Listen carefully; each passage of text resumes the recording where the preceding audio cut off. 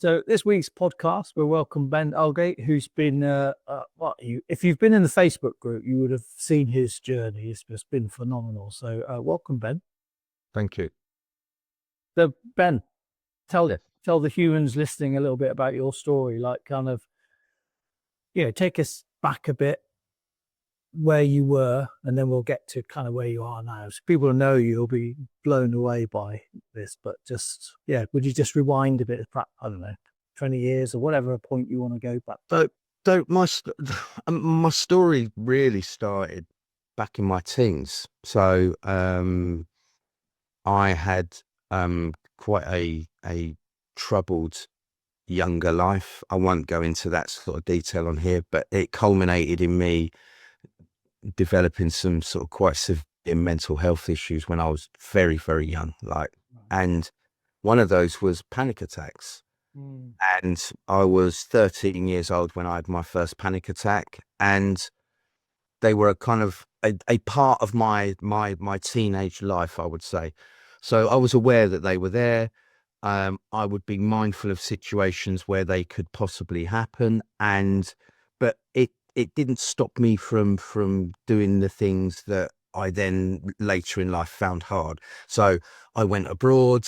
I went away with some mates once. I would use public transport every day, but the anxiety was kind of there in the background. And I guess it really kind of started to become a problem. And flying, what I want to say first is that flying as an issue was probably part of a group of issues that I had. It just manifested itself as flying, and flying is probably the ultimate when it comes to panic, closed in control, all of these things. Most other situations in extreme you can get out of them. With an aeroplane you have very little choice. Short of them diverting somewhere, which is not going to happen, you're on it. So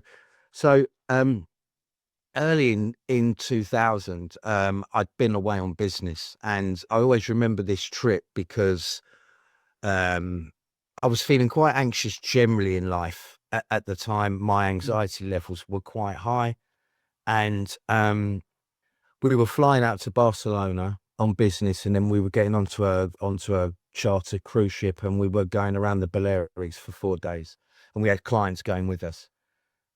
There was an issue at Barcelona, and so I've gone to the airport stressed, but I've kind of gone through the process. I've got on the plane. There's an issue because they've now found one more bag than they should have in the hold. Right. So they've now had to empty the whole plane again. Oh.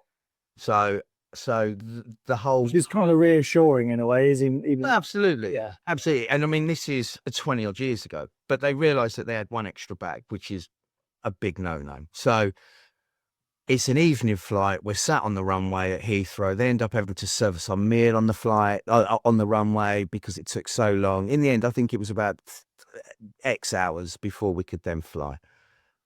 Went out on business, spent a couple of days consuming a considerable amount of alcohol on a boat with a load of clients. And then I think it was the Monday morning or the Tuesday morning, we flew back from Barcelona. And I'd opted for the seats at the front of the plane because I wanted the leg room.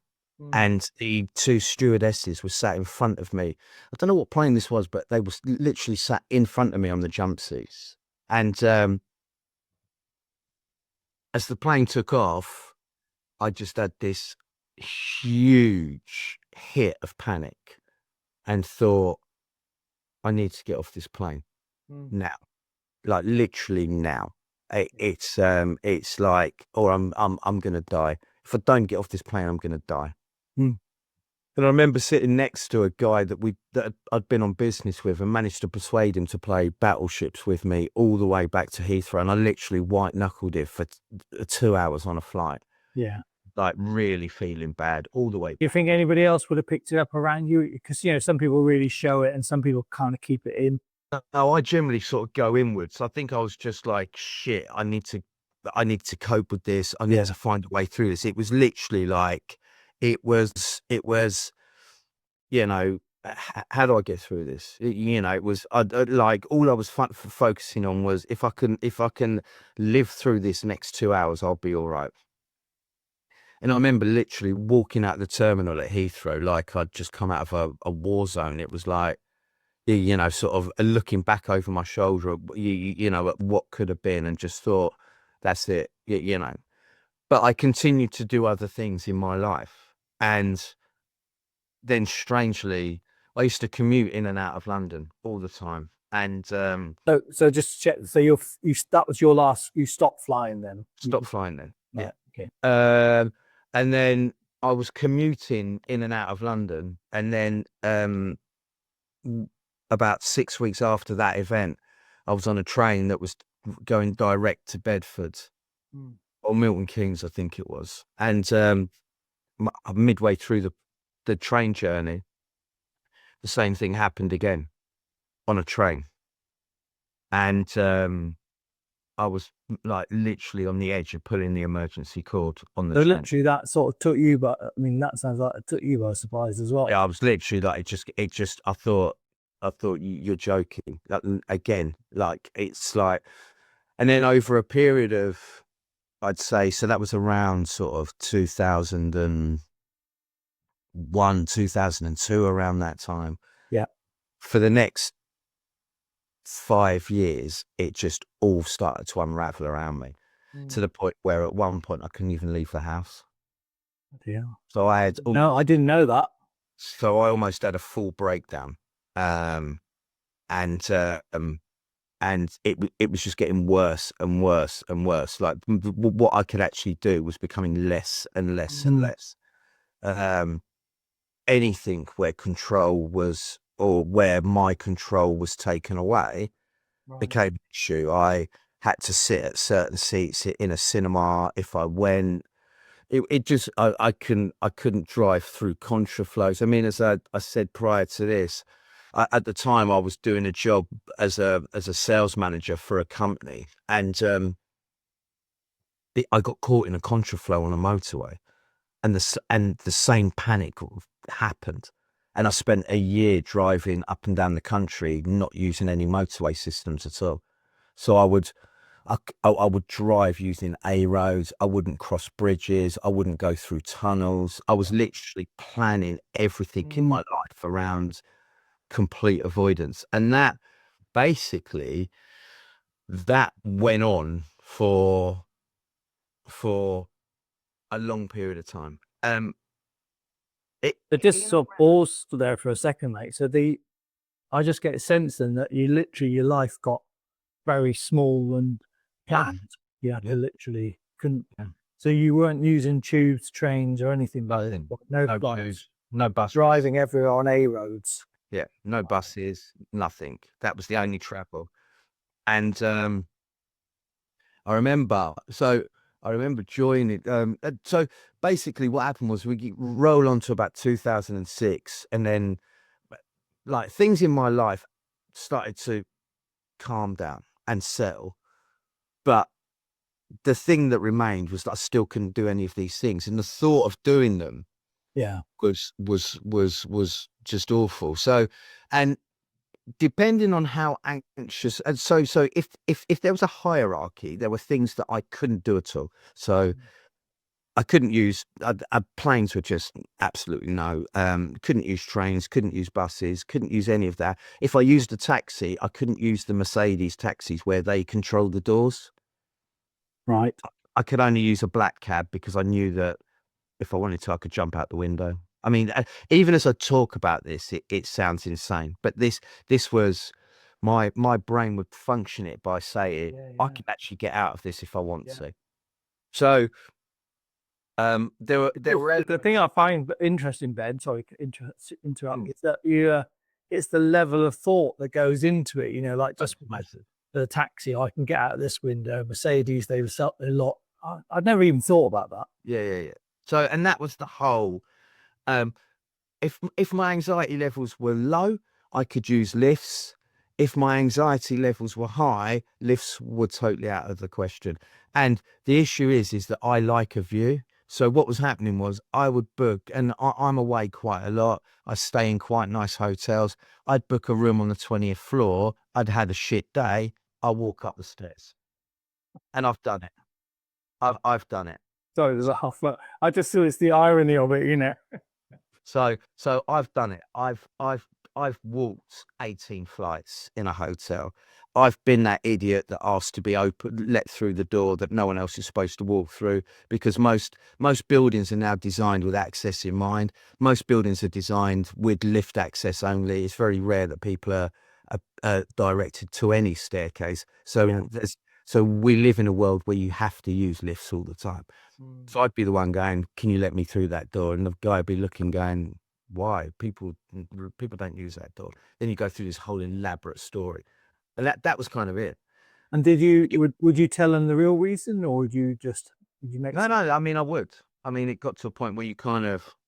So then I get to sort of 2006, and I get a job with a business that I really sort of want to kind of do well in, and so I'm trying to push little bits. So within 6 months of me being there, one of my bosses turns around and says, "We're booking everybody to Milan for the Eurocucina in April." I'm like, fuck. Like, excuse my language for anyone listening. And I'm just like, straight away, I'm thinking, Christ, what do I do? Like, I'm in a job now. I love this job. What do I do? So I just said, I can't. I put it out there. I said, I can't fly. So they kind of and ahhed. They said, "Oh, that's all right. We'll arrange for you to travel other ways." And I'm thinking, well, that's great, but I can't do them either. so I'm not sure what other ways, what option I have it. So basically, I managed to persuade myself that that I can take the Eurotunnel. It's only half an hour. I can do that. That'll be easy. And then I'm going to drive in my own car. So I have to go through the whole rigmarole of getting my company car so I can drive abroad and all of this. So I'm driving from basically everyone else is getting on a plane. You said So I'm driving. So now I'm driving to Milan. So I make a bit of a trip with it. I take my wife with me at the time. This is my first one. I'll take my wife. We're going to make a journey of it. It's going to be great. So we drive down, get down to Channel Tunnel. I'm not getting on that. Right. So now I'm in a real pickle, because now I've now got all of my colleagues flying abroad. I'm now not getting on. So now this is a big problem. Yeah. So I stay in a hotel overnight near Folkestone, get up in the morning and just think, I've got to do this boat. So I buy a ferry ticket. In my mind, 2.5 hours on an open ferry is better than 30 minutes in a tunnel. Okay. And I mean, the logic is I understand it. It makes sense if you don't like enclosed space. And a lot of people don't like going under the water, you know. And but I mean, the problem was, Paul, is that it started when I got on the ferry. So it's like there was no option really. Whatever route I took, I was bollocks. So, but I got out there. I did the journey. I mean, it was a phenomenal drive. I drove down through Germany, Switzerland, through Mont Blanc, into Milan. Lovely. Stayed in the lakes, came back, stayed in Paris. Yeah, it was great. It was brilliant. So just out of curiosity, so you're in a sort of senior position, and you're obviously good at what you do. How was it? How was that then, having to sort of say that to colleagues? It was fearless. It was awful, and the problem was that it became, and I'll touch on this a bit later, but it became everything. It was like I was always the one doing it differently. Everybody else would get on the plane, get on the train, get on the coach, get on the bus, get on the whatever it was, whether it be a work trip, a night out in London, whatever. It was very easy. It was, there's the plans. That's what time the bus is coming. That's the train we're getting. That's the restaurant we're going to. That's what we're doing. And everybody else is like, oh, great. That sounds brilliant. See you at the train station. I'm now going into, you know, well, I can't do that because I'm allergic to this, and that did, and the dog died. And it was just this constant, So elaborate sort of. yeah, sort of building up all these reasons as to why and what and how and everything else, and it was just tiring. And every so often I would test it. So I remember in about 2008. So I'm traveling in and out of London all the time, and in about 2008, I used to stay in a hotel in Kensington, and it was quite near Gloucester Park Tube. And I remember I was going in to meet some clients near Mayfair. And so I thought, and I'd had a couple of beers in the hotel bar, so I was feeling a bit brave. So I thought, I'm going to get the underground. I'm going to get the underground. So I went down, got on the underground at Gloucester Park, went 3 stops into central London, no problem at all. Went out, got the tube back, brilliant. 3 stops. So I thought, this is great. And the following morning, I had a meeting round by Edgware Road, and I remember thinking, this is like I've got this. Get on the tubes. I think it was the Circle Line, round to Edgware Road, about halfway round, train stops in a tunnel. And I literally, that was a leveler. It was almost like my anxiety at that point said, okay, you think you've got this, have a bit of that, and let's see how well you really are doing. And I'm back to square one again, because within a minute I'm looking around, working out whether I can physically get in the gap between the underground train and the wall. And suddenly I realized that it was just, so it's, I'm doing nothing, you know. Yes, the theatre and the cinemas are becoming a bit easy. I'd started using motorways again. How did you do that? I'll tell you what, Paul, it's such a weird one, in that it's just one day you wake up. People always say to you, like, what was the point when it kind of all, and the thing is, you don't actually know. You just get up one day and it's not there. And it's not like there's a moment where you think, oh, I get it. It's just one day I just started using, and I'd still get a bit nervous around contraflows and stuff. And if I got caught in one, I would feel it building, but it wouldn't be building to a point where I'd be avoiding it. And, you know, I mean, as we'll probably cover, avoidance is the actual, I mean, that's the killer. So, but it's, so we're going on, I'm doing bits and pieces, and then I split up with my first wife. I do the whole meet a younger girl. She wants to do loads of different things. She wants to holiday here, holiday there, and everything else. So I find myself in a situation in 2015 where I have to travel on an aeroplane. Like, I have no choice. Like, she wants to do this. I don't want to let her down. I want to be there with her. And I just basically spent that. I did some loose build up to it. I tried some bits and pieces. I mean, you know, I let someone tap me for a bit. I let someone stroke my head and tell me stuff for a while. I mean, trust me. I mean, I dumped a load of money in different Harley Street clinics, being told that this will be the magical answer. You know, one day someone was tapping, the next day someone was, you know, humming. It was, it was, it's, and Sorry to laugh. It's just the way you describe those things.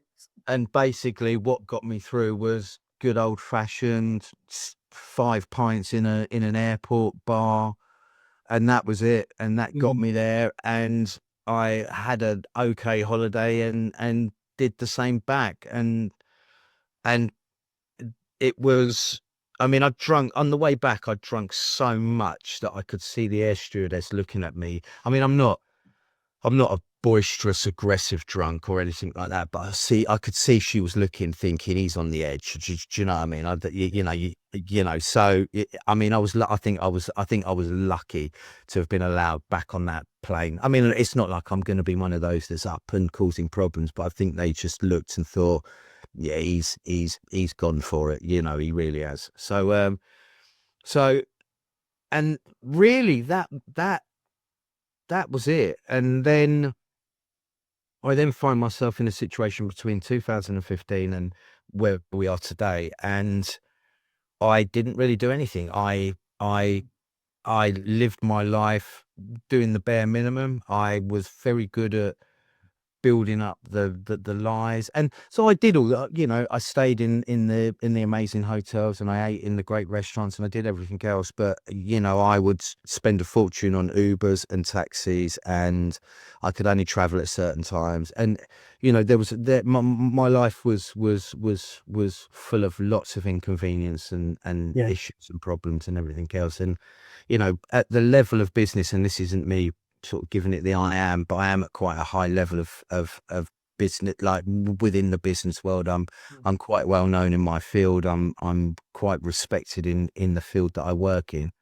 and have represented companies at the highest level. And you know, there's an expectation when you're in a business. You know, we have overseas clients. We have all of this stuff. So you know, I could do it, but it was like I was doing it with one hand tied behind my back. Yeah. And that was, and that's kind of how I got from sort of where I am to where I got to earlier this year. That's it's what I think I like. There's lots of things I like about that, but it's your honesty. I've always liked, like, whenever we have our weekly meetings in the lounge and that, I always think I can always rely on you to just tell it like it is. But I also think it's a lot of people will, you know, when you see somebody who's like pretty senior, pretty successful and stuff, you think, oh, you know, they've got it all sorted. And then unbeknownst to them, underneath the surface, there's all this other stuff, all these strategies going on and careful planning. And, you know, that sounds exhausting. Yeah, it was I mean, it was tiring. It was tiring. And the thing was, and I don't want to live with regrets, but the hardest bit, Paul, is that with the in hindsight, I was in an amazing position to live and to have some absolutely amazing experiences. Yeah. And it's the waste. Yeah. And I'd say to any young person listening now, or to anybody that's on that journey or not getting on that journey, is that you can't get those years back. You can't get that time back. And for every day that you spend in this sort of web of destruction and shit is another day that you're not doing the things that you should do. And that's the thing. That's an interesting point though, Ben, because if you were listening to you back then, what would you have needed? Because you know, somebody would listen to this and go, yeah, but you know, what do I do? Because I'm stuck like you were, you know. And that's the thing, is to say that actually I know I'm as hard as it is, and to have that faith, is that I didn't believe, and I didn't have that faith. And the thing was, it was in there, it was in me all along, and it really was. And the thing is that you know, it might be deep in you, but it's in there, and you have to believe that it's there, because you know, life rattles on, and you know, you will give up lots of opportunities, and you'll give up lots of stuff, you know, to this terrorist that lives within you. And that's what it is. You know, it is a destructive force that is completely selfish and wants everything its own way. And I wish to God I'd had someone around me that had given me the strength to take back what is my life. And it was my life. And what right has this thing got to take my life from me? Because that's what it was doing. You know, so it's honestly, it's like I can't emphasize hard like enough the regret, you know, because you miss out on so much. Yeah. You really do. Yeah. And the thing is that you kid yourself. Yeah, the biggest power that the anxiety terrorist possesses is the ability to kid you that actually your life's all right. Yeah. That's the killer move. Is, do you know what? I don't need to go on holiday. I don't need to do this. My life's quite good as it is. I don't need to do these things. And that's what it does, because it needs you on side. Because the minute you start to fight back, it knows its days are numbered. So You're almost like giving it like a separate personality. yeah. If you can, if it can convince you that actually your life is good the way that it is, you know, then it can stay around for as long as it wants. I mean, it's literally like a virus. In that viruses need a host in order to survive. Yeah. Anxiety needs a host. If it doesn't have a host, it dies. I love that. So, and that's what it is. It's a virus. It's a virus that lingers around. Yeah. And it needs a host. You know, it really needs a host. And the more you allow it to live within you, the more that virus will grow. You know, and that's the issue. I think that's brilliant. No one's described it like that before, but I think that's, you know, not a lot of people, you know, some books will talk about the inner gremlin and stuff, but you called it a virus or a terrorist. I love that, because that's how powerful it is, isn't it? Yeah, absolutely. Absolutely. So you've done a lot of prep, and, you know, we've been lucky to be part of that. And, you know, we'll be able to see the stuff that you've done. So bring us, so the point where you've kind of, what did you do? If you can remember the sort of the order of how you approach stuff, that'd be super helpful for people, because you're in a very different place now. And for people looking on, it's remarkable the progress you've made in what seems like a fairly short space of time. You obviously got all those years that you've been helped in the past, and you've done it without any tapping or anyone stroking you. No, there's been no tapping. I mean, I'll be honest, Paul, I got to a point, I was coming into my 50th year. My wife desperately, I've not been on holiday with my current wife. I've not been away with my children. And my wife really wanted, my wife's from Ireland. And although she was born in the UK, she desperately wanted to go to Dublin. She just thought it'd be lovely if we could go to Dublin. And so it was one of those, you know, let's go to Dublin for your 50th. Let's go to Dublin for your 50th. So in the back of my mind, I'm like, this is going to bring on a whole load of stuff that I now need to work through and all that. Yeah. But I just went, okay, book it. So when was this? Give us this. I think this was about maybe October, November. Right. Okay. I said book it, but it was kind of a loose book it in that, you know, if it gets close. And to add, I mean, generally in my life, I'm in quite a strong position, and you know, it's so I'm like, yeah, no, fine, book it. So it gets to it was that New Year, and we'll sit there at New Year and say, you know, I'm going to give up smoking. I'm going to be a better person. I'm going to, you know, do this, do that. You know, save the animals, whatever it is that you decide to do. And I just said, my New Year's resolution to myself was, and I remember sitting there watching Big Ben, and I said, I'm taking my life back. And that was my New Year's resolution to me, was I'm taking my life back. That was this year. Yeah, that was this year. So, and I thought, I'm not doing this anymore. Like, I'm not living this lie anymore. And I'm quite practical. So I've been through therapies. I've sat in front of people. I've had hypnotherapy. I've done all of those things. And I thought, I need to do this in a practical way. I'm quite methodical, and I understand the practicalities of things. And I've got a million books that I haven't read. I've got every book on every subject of every. I've got 10 fear of flying books. I've got the SAW. I've done the SAW course. I've done this course. I've got the British Airways book. I've got this book. I've got that book. I've got the series of 3 books that the guys that you had on, where they talk, where you've got one on claustrophobia, you've got one on anticipatory anxiety, and the other. I've got all 3. I think I've read a third of the first one. I've got more books than I need to, And I thought, I thought I'm going to see this as a task. And the task is that I need to be able to get to a point in February where I can sit on a plane for 55 minutes. Yeah. That's what I need to do. And how do I get myself to that point? So just so clarity then.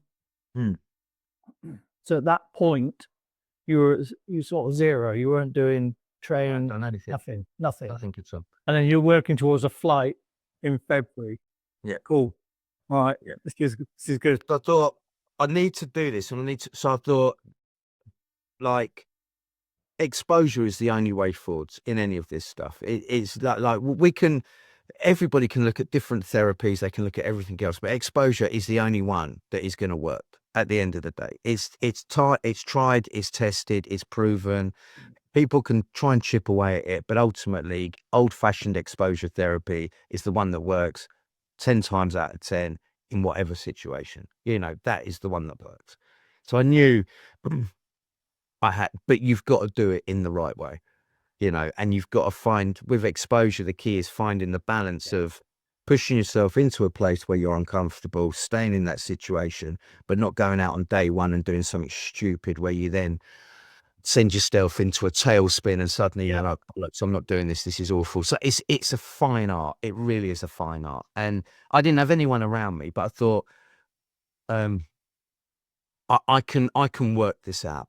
And I, on the 6th of January, I got in my car and I thought, right, what can I do that's going to allow me to put myself in an uncomfortable situation, but not push too far? And I thought, it's got to be the Docklands Light Railway, like really short stops, like really short. I can manage it. Listen, what can happen in 60 seconds?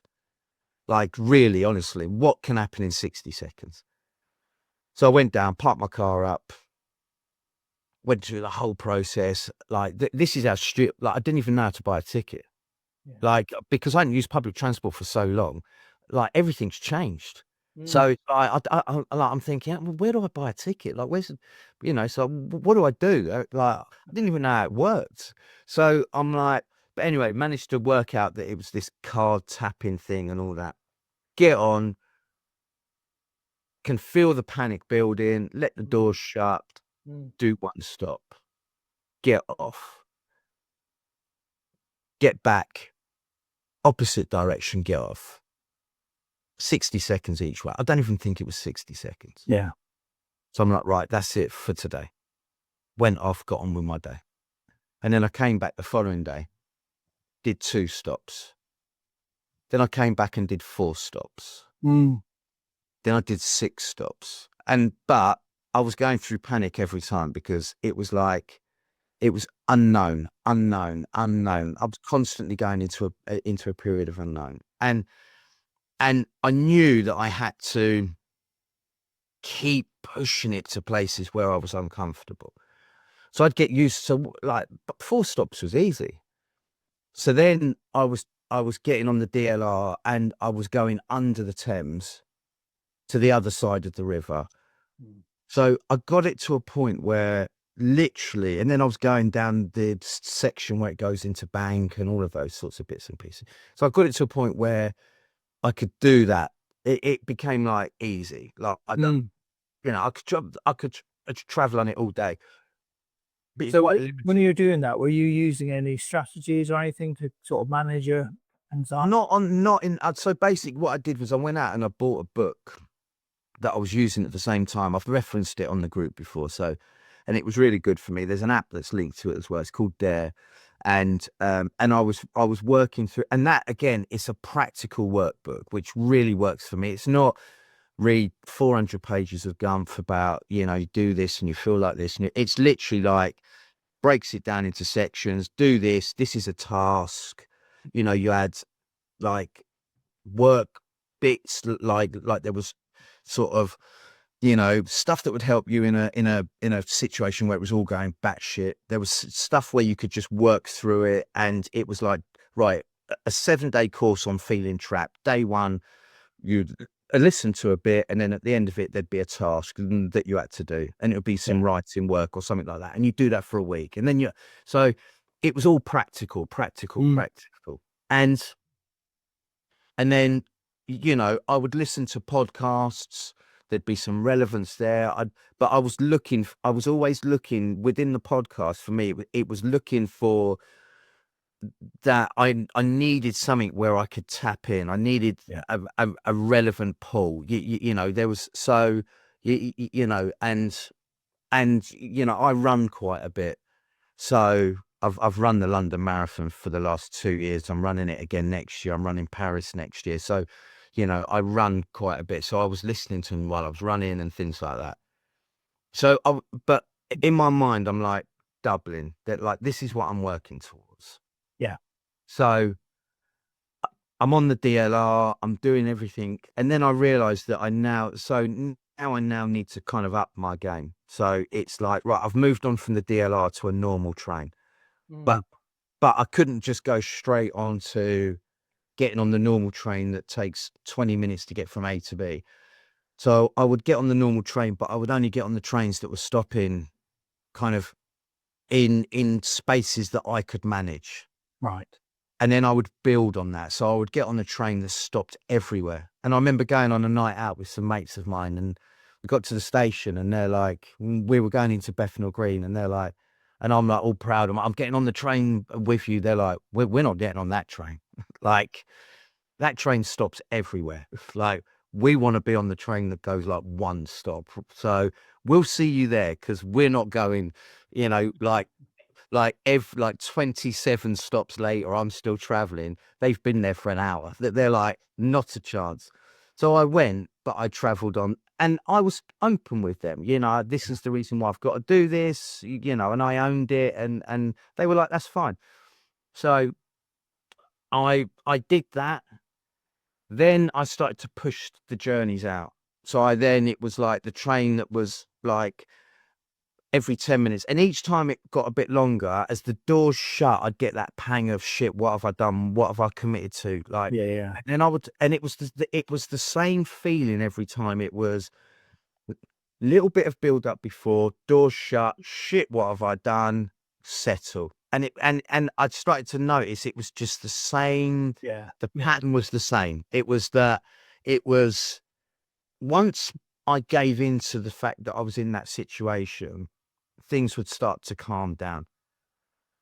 And I remember, so I was kind of doing this and doing this and doing this. And then I remember me and my wife were going to a hotel, and I said to her, I'm going to be in London all day. I'll get the train there.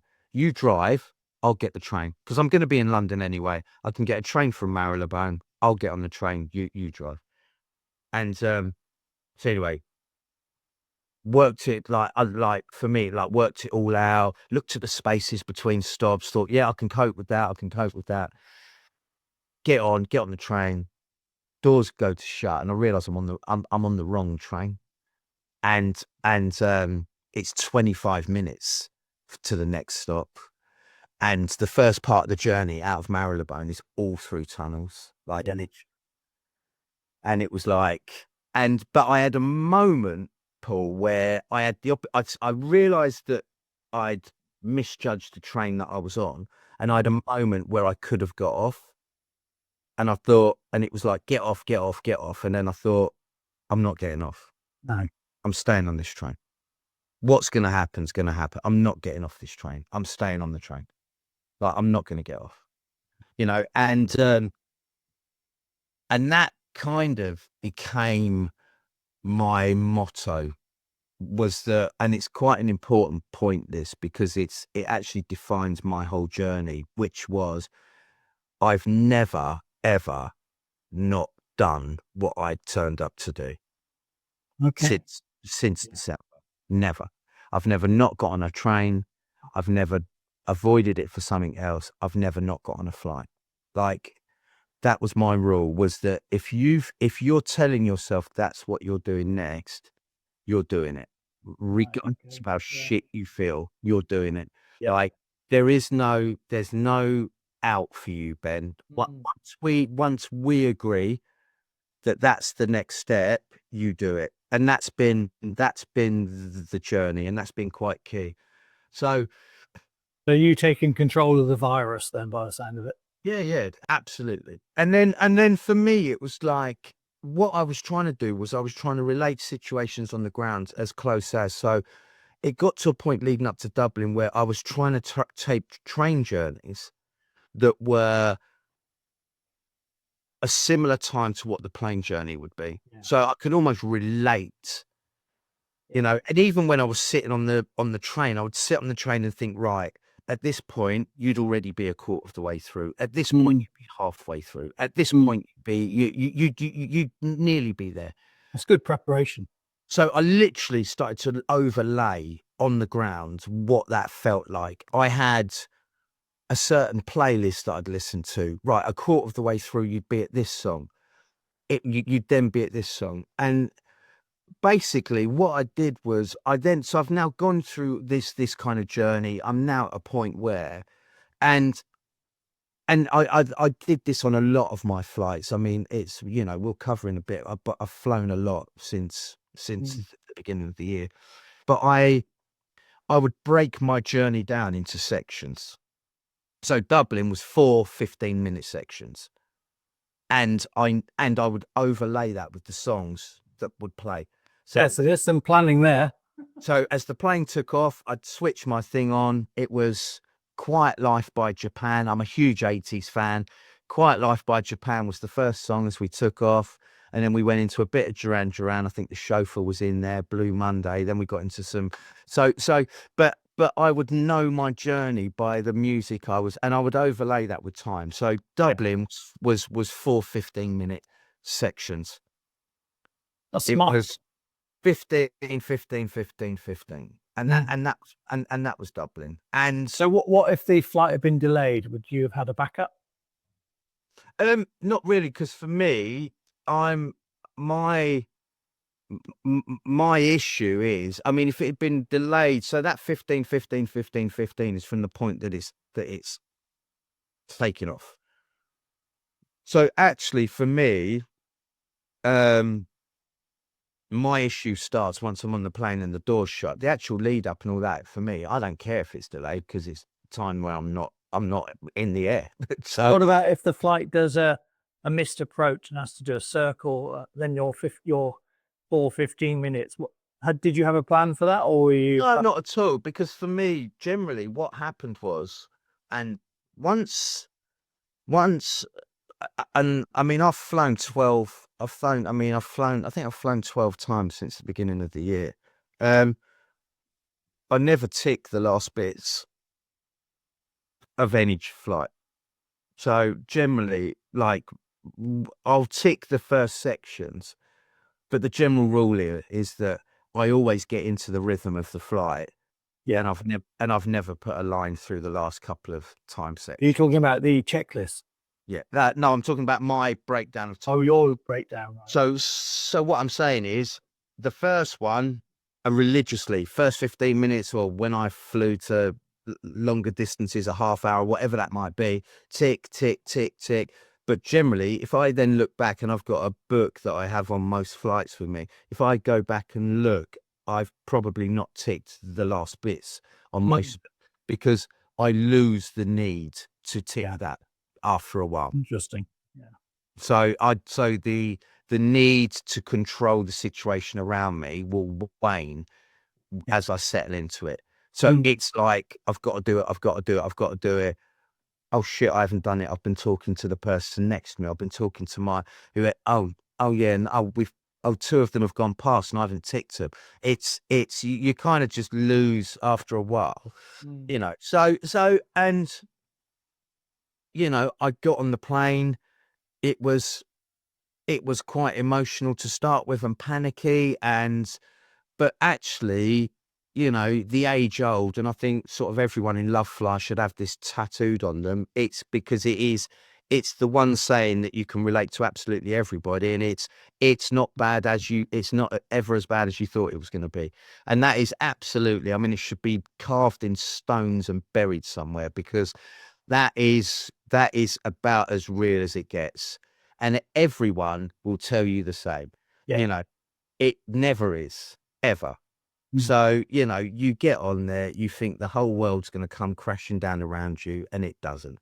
Because as human beings, we actually have the ability to keep ourselves right. And I think we underestimate basic human drive, behavior, whatever it might be. You know, it's like, you know,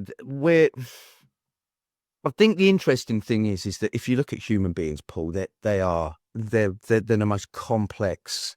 Our brains are the most complex computers known to man. I mean, they could spend a million years trying to understand how it works, and they won't. You know, we're a complex machine that can actually keep itself right and safe and look after itself and do all these things. You know, so I think sometimes we don't give the human body credit for actually how powerful it is. You know?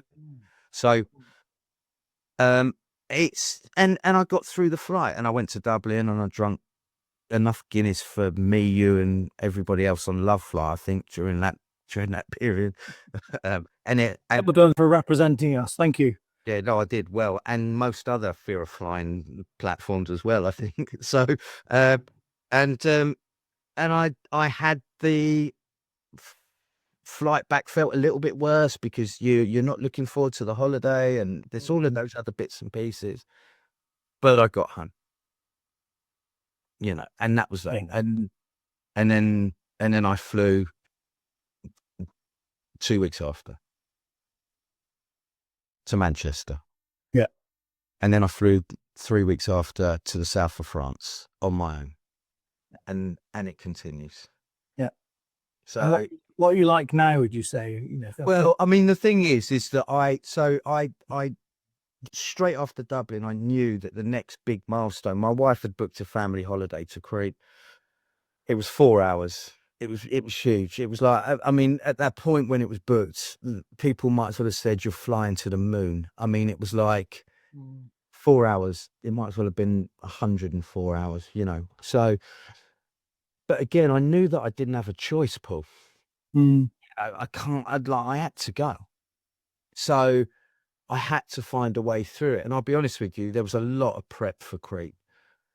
You know, I generally as a general rule, and I'm not, you know, listen, I'm not putting down alternative treatments and things like that. They work brilliantly for people, and you know, all right, I have a bit of a piss take about them, but they have a place. But I will say that, like, general hypnosis for me has been absolutely a godsend, in that if I can get my general anxiety down, it seems to stop the spikes. And, you know, it's the cup theory. You know, it really is, in that your cup can only take so much. And if you can keep your cup half full, then you've got the ability to pour into it. If you're keeping it 3/4 full and it's near the top all the time, every time you pour something into the top of that, it will spill over. And it's so true, in that if you can get your general anxiety down and get your cup down, you've got the bandwidth there to be able to cope. And I've found every single time that if I can get myself generally in a decent place. And I mean, when I flew back from Crete, I didn't have a great time leading up to the flight. My anticipatory anxiety was quite bad for a day or so. And there were some days I was meditating 3 or 4 times in the morning before I got up, and just literally trying to get myself calm and just keep myself calm, because I generally find that me personally, and I'm not talking for everyone, but all of the stuff that I hear people doing when they get on the plane, I don't have the focus to be able to do that. I can't sit on a plane and listen to a long podcast. I can't sit on a plane and do all of this. When I get on the plane, it's like, right, the focus really is, where am I going? I've got a flight to get through. I'll get through it. And I've gone on there laden with shit, and I've sat staring at a word search book for 45 minutes trying to find one word. I've put a TV show on and I've been looking at a screen and I'm not aware of what's going on, and I'm not, it's yeah, that's great if you can do it. But I think sometimes it's difficult to be focused on those things when you're trying to kind of, keep yourself right. Now, ironically, Ben today, I do. I mean, I flew, 4 times in the space of 10 days recently.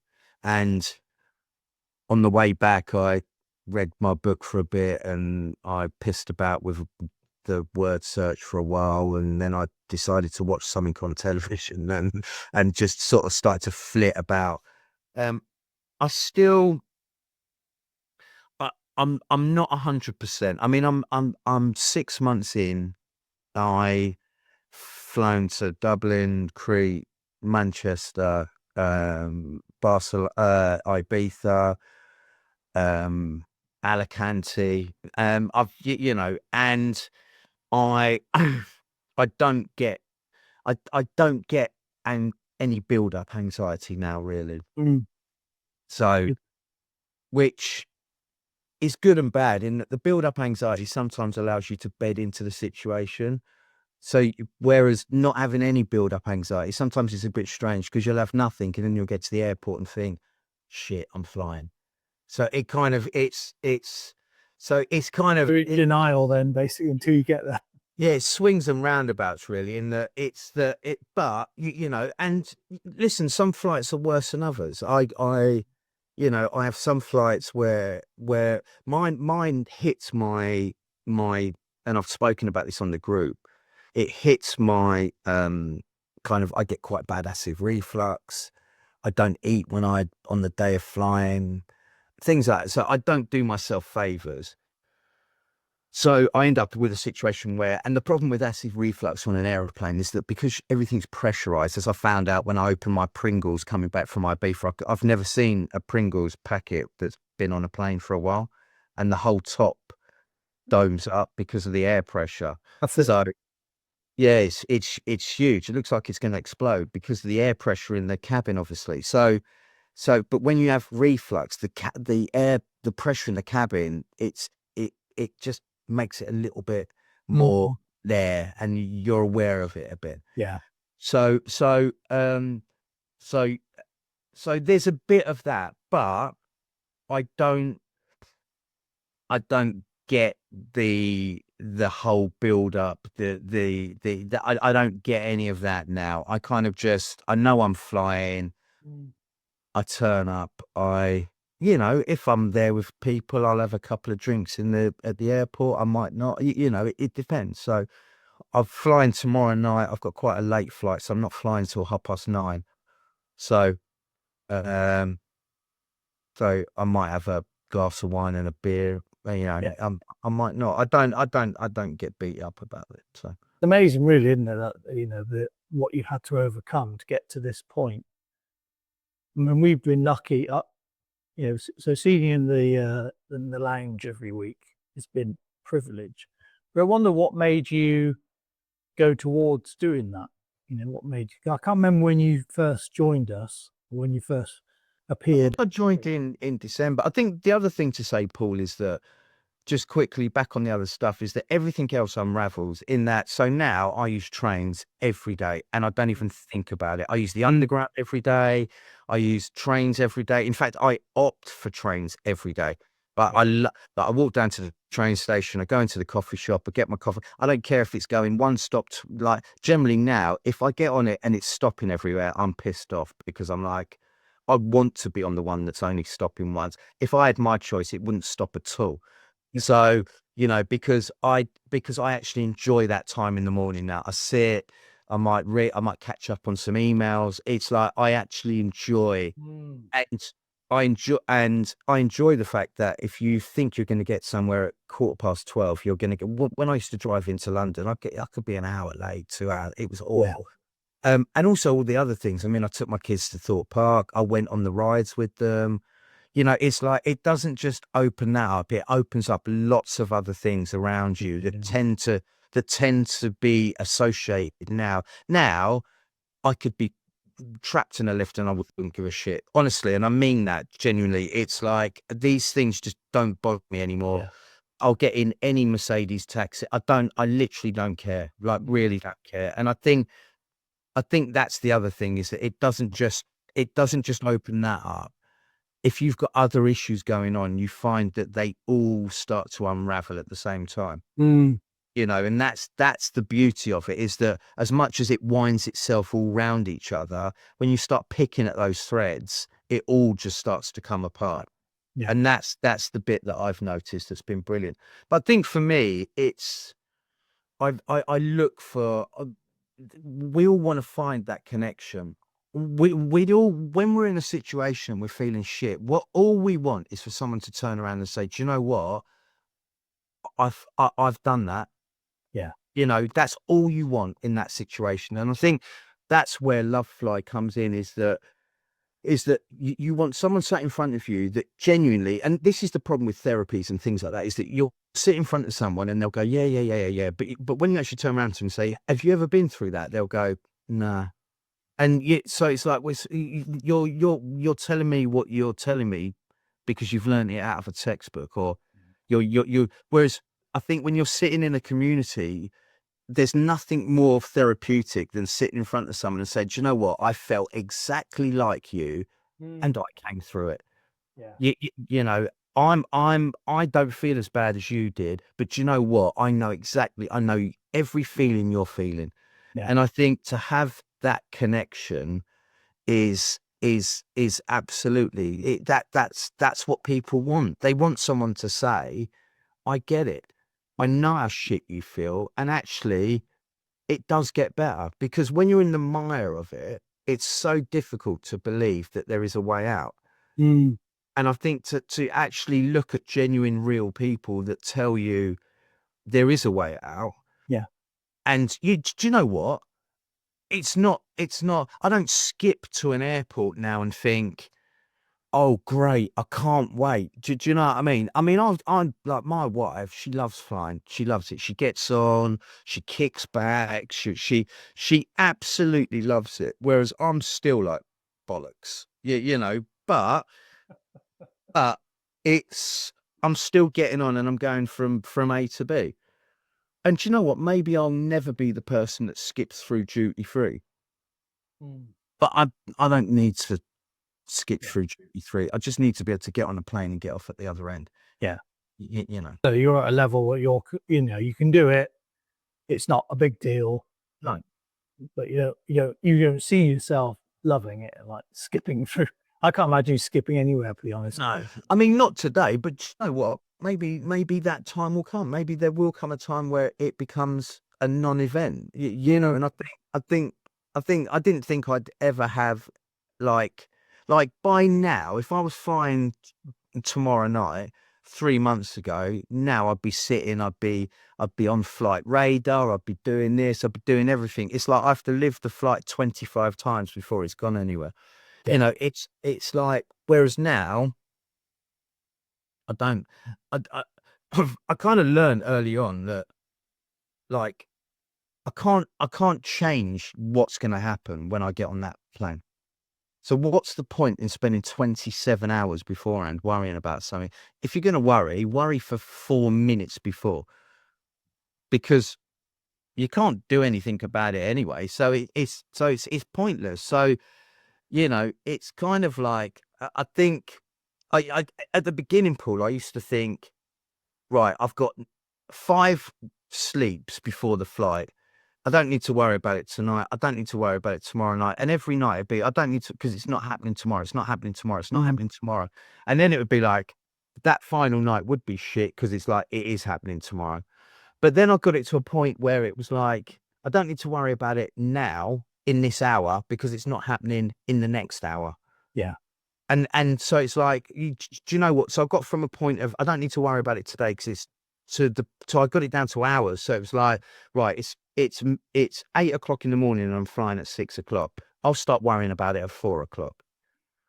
You know, and it that way it just kind of it becomes less and less and less of an issue. You know, That's called worry postponement. That technique you're doing, by the way. yeah. So and now I get it to a point where I don't even think about it at all. I mean, I went to Ibiza Airport. I didn't even think about it until we were like in the air, and then it was like, oh shit, I'm on an aeroplane again. You know, but it wasn't, you know, major. It was just right, 2.5 hours. I want to get home now. Let's get this flight over and done with. You know. It's been remarkable actually what you've to achieve in such a condensed way, really. You know, you made some real leaps and bounds. I know there's some people in the lounge that have been very inspired by you.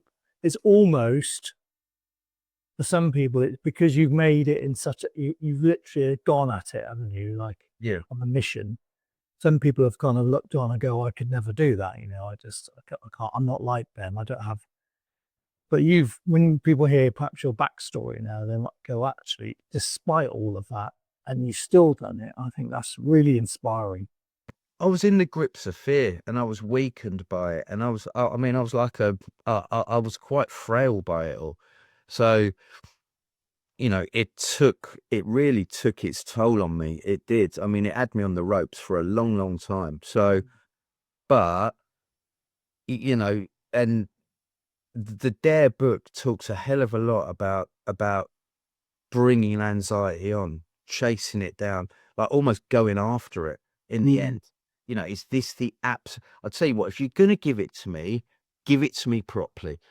Give me the worst you can give me, because do you know what? I don't give a shit now. I don't care. So bring it on, you know, and it's that kind of, you know, to the point where when I was doing the exposure, you get to a point where you're chasing it down. Like, that's how you're like, right, okay, I've been on a train for, I don't feel anxious. I need to go and find something that's going to make me feel anxious. Because you start hunting it, it loses its fear. You know, you can't attack and be frightened of something at the same time. It's mentally impossible. So these, the more focus you've got on actually going after it, you can't go after it and then be fearful of it. So it's that whole chasing it down and going after it and almost saying, do you know what? It's like, I'm not frightened. So just keep coming, keep going. You know, and that's the thing, is that, you know, I think Lovefly, you see so many people at so many different stages, and you want to get in front of the ones that you see. And there are certain people that I see on the group, and I can see that they're in this sort of, this continual kind of roundabout of you know, and you want to just stand in front of them and say, you got to step off, like, get off the roundabout, you know, just get off. This is your life, your future. Don't give it away to something else, you know.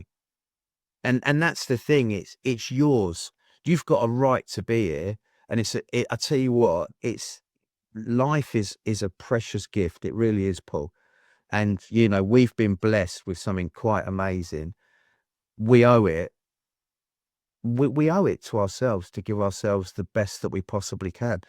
And what right has anxiety got to just come along and just take that away from you? It's nothing. It's a foul, disgusting thing that does nothing but takes and takes and takes, and it gives nothing in return. Nothing. You know, it's, if you were in a relationship like that, you'd walk away. So why let it live with you and do what it does to you? That's like a mic drop, that. So, you know, hand it its bag and show it the door. Brilliant. Love that. Ben, that's been absolutely awesome. I reckon there's probably more wisdom to tap there, but that's a brilliant start. I was hoping to get you on with Lisa as well, because I know in the group I keep saying the group in the Lovefly Lounge, you've connected well with her, and so we were hoping she's to be here today. But maybe we'll get Lisa on separately, or perhaps I don't know. But you've been an inspiration, and I continue to, and what you've achieved is just remarkable. And thank you. No, listen, Paul, thank you. And thank you for the group. I mean, it's cliche, but, genuinely, I think the group's great. I mean, don't get me wrong, the group's, it's not going to make you better, and it's not going to do the work for you. That's your job, but it's a lot easier to do the work when you've got someone in your corner. And I think that's the difference. Lovefly doesn't do it for you. And I don't want anybody to be under the illusion that you come on there and suddenly magical things will happen. You go on there and it gives you the ability to then get on and do what you need to do. And I think that's what Lovefly is. Lovefly is what you need in your corner when you're getting in the ring. And that's what you're doing. You're getting in the ring and you're battling out over 12 rounds to get your life back where you want it. And Lovefly is who you need in your corner when you're doing that. So, thank you for providing the platform that's given me the ability to then move on and do what I do, Well, likewise, right back at you, because you've been you're turning up each week.